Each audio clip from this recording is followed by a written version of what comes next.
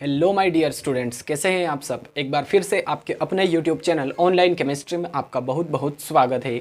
आज के वीडियो में हम पढ़ने वाले हैं डबल सॉल्ट और कॉम्प्लेक्स कंपाउंड में डिफरेंस, है ना। द्विक लवण और संकुल यौगिक या संकुल लवण में अंतर आज हम पढ़ने वाले हैं। इंपॉर्टेंट है, आपकी एग्जाम में आ सकता है क्योंकि एनसीईआरटी में भी ये क्वेश्चन है। ठीक है, तो ध्यान दीजिएगा, कंसंट्रेशन यहाँ पर बनाए रखिएगा, वीडियो एंड तक जरूर देखिएगा। आपको डबल सॉल्ट और कॉम्प्लेक्स कंपाउंड में जो अंतर है उसमें कोई भी प्रॉब्लम नहीं आएगी।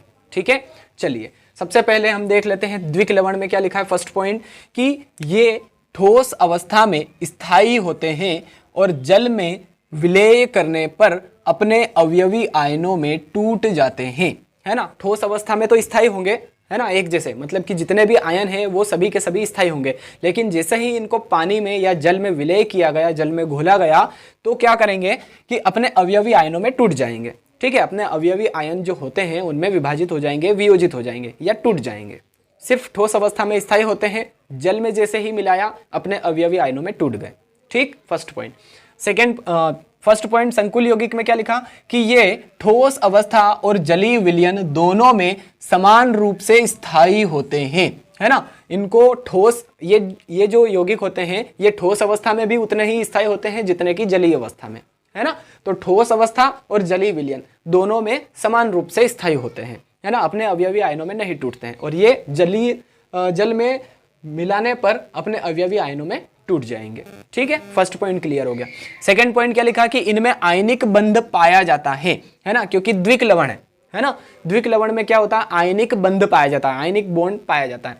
ठीक, इनमें उपसहसंयोजी बंध पाया जाता है, क्योंकि संकुल यौगिकों को उपसहसंयोजी यौगिक भी कहा जाता है और उपसहसंयोजी यौगिक उन्हीं को कहते हैं जिनमें उपसहसंयोजी बंध पाया जाता है।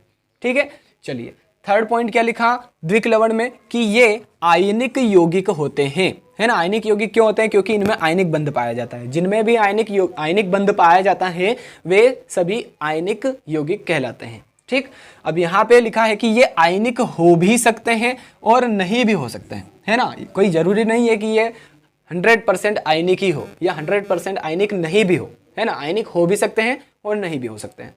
ठीक है, अब फोर्थ पॉइंट है कि इनमें धातु आयन की सामान्य संयोजकता होती है। ठीक है, जो धातु आयन है उसकी सामान्य संयोजकता होती है ना, जो वैलेंसी होती है वो होती है इनकी। और इधर लिखा है यहाँ पर कि इनमें संकुल यौगिकों में धातु आयन की सामान्य संयोजकता के साथ साथ विशिष्ट समन्वयन संख्या भी होती है ना। इनकी जो सामान्य संयोजकता तो होती ही है, लेकिन इनके साथ साथ में विशिष्ट समन्वयन संख्या भी होती है। अब समन्वयन संख्या किसे कहते हैं, इसके लिए मैंने अलग से वीडियो बनाए हैं। छोटे छोटे जो टॉपिक है जैसे कि केंद्रीय परमाणु है, लिगेंड है, समन्वयन संख्या है ना, इनके ऊपर मैंने एक अलग से वीडियो बनाया है। प्लेलिस्ट में आप जाएंगे यूनिट 9 की, उसमें आपको मिल जाएंगे। ठीक है, अभी भी मैं आपको थोड़ा सा क्लियर कर देता हूँ, थोड़ा सा समझा देता हूँ, आप समझ जाएंगे, है ना। देखिए समन्वयन संख्या किसे कहते हैं, जैसे कि यहाँ पर एग्जांपल लिखा है K4FeCN का होल 6, है ना। तो यहाँ पर केंद्रीय धातु आयन है आयरन, तो ये कितने लिगेंडों से जुड़ा हुआ है। देखिए जो साइनाइड है कितने हैं, 6 है, तो इसकी समन्वयन संख्या क्या हो गई, इसकी समन्वयन संख्या हो गई 6।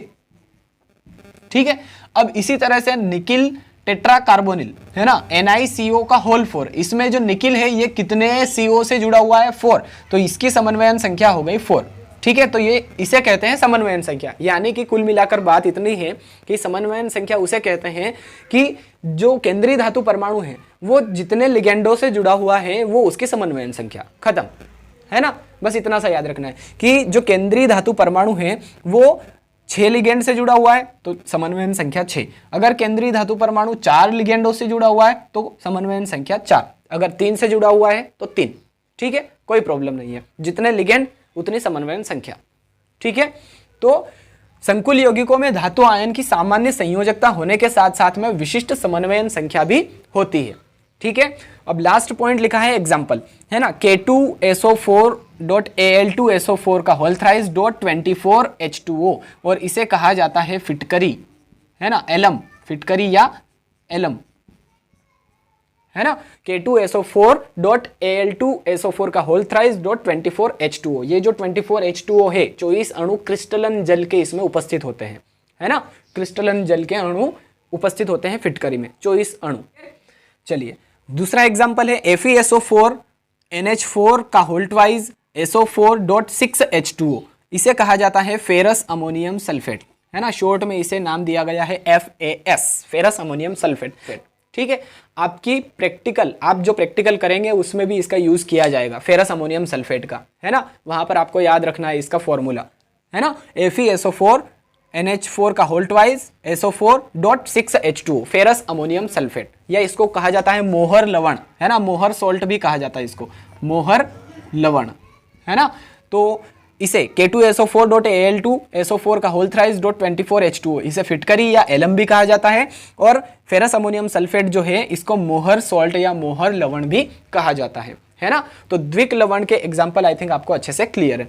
अब संकुल यौगिकों के एग्जाम्पल देखते हैं। K4FeCN का होल 6, K4FeCN का होल 6 और NiCO का होल 4, है ना, ये जो है संकुल यौगिकों के एग्जाम्पल है, या इन्हें उपसहसंयोजी यौगिक भी कहा जाता है ना। और उपसहसंयोजी यौगिकों का IUPAC नामकरण हमने कर रखा है, ठीक है। तो जो द्विक लवण है, डबल सॉल्ट और कॉम्प्लेक्स कंपाउंड, संकुल यौगिक, इनमें जो अंतर है 5 पॉइंट हमने करे हैं। आई थिंक पांचों ही पॉइंट आपको अच्छे से बेहतरीन तरीके से क्लियर हो गए होंगे, ऐसी मेरी उम्मीद है, आशा है।